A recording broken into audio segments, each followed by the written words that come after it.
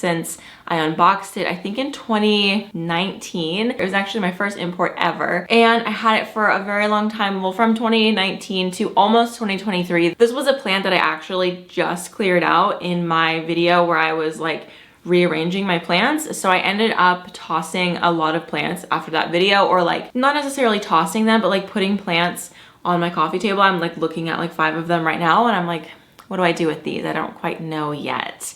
So they're kind of searching for new homes in the meantime. We will see. But anyway, so as I was cleaning things out, that plant was just, it was on its last leg. And I was really irritated with it because it was taking up really good space in the cabinet, which if you have a Milsbo or any sort of enclosure, you know that that space is like high dollar. You know, that's like the beachfront resort hotel. And I don't want plants that are in there that shouldn't be in there or have been in there for a long time and look like trash, which definitely has happened. And those plants just were not meant to be in my collection. This plant, the silver blush, I actually propagated a piece off of it because it put up a baby, and I separated the baby in hopes that the mother plant might do something, because I was seeing that she was putting so much energy in shooting off babies, but not a lot of energy into the mother plant. So in my mind, I was thinking, okay, the mother plant is probably dying and she's just putting all of her energy into babies. And so I separated one of them and then it didn't make it. I think it was a little bit too small, or I wasn't babying it enough. Either way, lost the baby, and then mom was looking really bad and I just decided to pull the plug. So that one was really sad. It was a really beautiful plant in its day, but in its last days it really looked horrible, and it really was one of the easiest plants I've ever tossed in my life. And I know that I could get it again, so it's not really all that sad for me. It is a little bit sad because I've had it for so long and I tried really hard with it. That is a plant that I would rebuy. That one just, it wasn't it anymore. Okay, this next one is pretty sad, but I lost my Rhaphidophora tetrasperma, and if you have been a viewer for a couple of years, you have been through a journey with me on pronouncing the name of this plant. I, for the longest time, could not pronounce the name of this plant. I called it a Rhaphidophora. I think that was my #1 mispronunciation. I called it a Rhaphidophora for a very long time, maybe a year. And then I just continuously got some progressively more mean comments about how if I'm gonna be making videos online, I should probably learn how to pronounce things correctly. But I do understand the sentiment, because if I'm completely pronouncing it, not even like the way that the word even looks, Rhaphidophora is like not, anyway. So that plant and that situation was my wake-up call to be like, okay, let's actually make an effort to try to pronounce things how they should presumably be pronounced rather than whatever I come up with. And that has led to a lot of editing fiascos for me, because I'm sitting here on my phone trying to pronounce Thematophyllum by Pinatum. Thematophyllum, okay. Thematophyllum.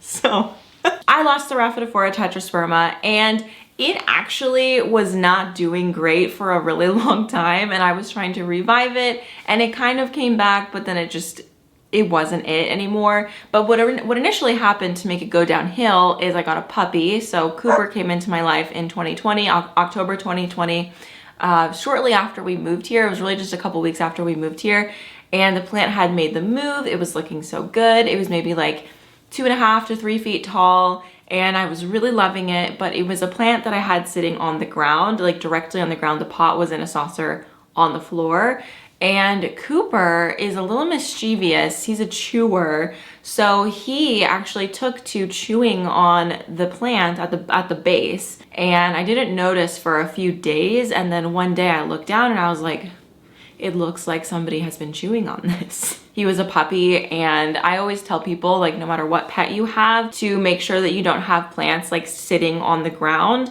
It's better to have them up in a stand, even if it's like just on a little stool a few inches off the ground.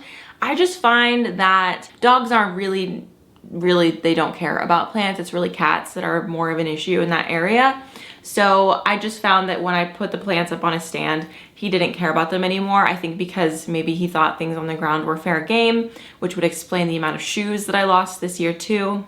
after I noticed he did that, I just propagated the whole plant down. I was kind of wanting to do it anyway because it was getting really tall, and ended up replanting it, and it just never really got its luster back. The leaves were very small and they were always very curly no matter what I did.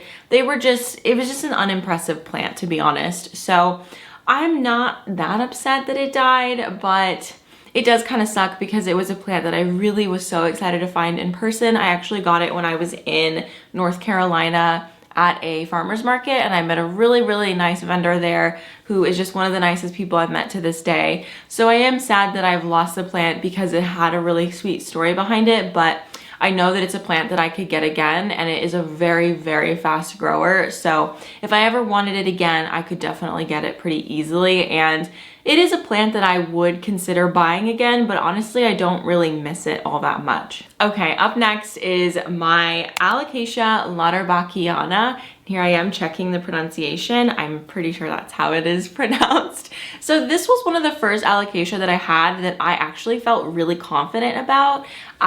Well, first of all, I saw it and I really loved this plant, but I thought to myself, all right, Becky, let's wait a second. Let's make sure that we actually really like this plant before we buy it. I went through my typical process when I'm buying a plant that I've never seen before. So I saw it at my local shop, really loved it, did some research on it. I didn't buy it immediately, and then I went home, and then I think the next week I went shopping with some friends in Kansas City, and I saw it again, and I was like, okay, I think this is my opportunity, because they had a lot of really big, beautiful, lush looking plants, and I'm like, okay, this will be a cute story. I was shopping with my friends and I got this plant. So yeah, I was really, really in love with this alocasia, and honestly, it is one of the easiest alocasias I've ever had, because all my other alocasia, well, I don't really collect alocasia that are necessarily difficult, but this one felt very easy to care for. Unfortunately, it did fall victim to spider mites, and I really did not do the right thing when it came to this alocasia. So basically I put just like straight up dish soap on it, like Blue Dawn dish soap, which I do recommend using for pest control, but I always have said to dilute it. And this time I didn't dilute it at all. And now I understand why you're supposed to dilute it, because it basically burned the leaves. So it survived the spider mites, but it did not survive the Dawn dish soap burn that it experienced. And all of the leaves just sort of started disintegrating, because what I did was I put the Dawn dish soap on a glove, and then I just worked the soap in with my gloves, and then I let it sit. All in all, it was a lesson learned on pest control. I think that pest control is something that I did feel super confident about, because I have been able to successfully find and eradicate spider mites. Like, it feels like hundreds of times in my collection, and the plants do look a little worse for wear afterwards, because pests are going to affect your plants. I mean, unless you find it like very, very, very early, they are just going to bring some damage to the leaves, and that is something that you'll notice until those leaves are replaced with new growth or something like that. But I think it tells a story, and it has never really bothered me too much when there's previous damage to a leaf, because we overcame the spider mites. But in this case, none of the leaves survived because of me, not even because of the spider mites. It was because of me, and not like thinking about how strong and potent that dish soap truly was. So I ended up cutting off all the leaves and having it be a stump, because I know that alocasia can regrow, but in the end, it just never regrew. And I ended up putting it outside thinking like, oh, the humidity of outside will help it. And then it got cold and I forgot about it. So there we go.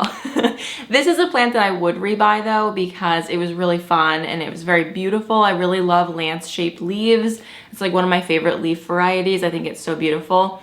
So I would buy it again, and thankfully it is more accessible. I do see it quite often at my local nurseries when I'm out shopping. And with that being said, honorable mention, I had an Alocasia Black Velvet and an Alocasia Maharani, which I have shown on my channel quite a bit. They lived in my cabinet, and you know, they weren't like dead yet, but they were going to be. And it was one of those moments where I was cleaning out the cabinet and I was just over it and done, and I just wanted to be rid of these ugly plants that look like they're gonna die and probably will in a few weeks. So I just put them and myself out of our misery and I just tossed them. And I do not feel bad about that at all. They were both very cheap and I can rebuy them pretty easily. I definitely could have cut off all the leaves and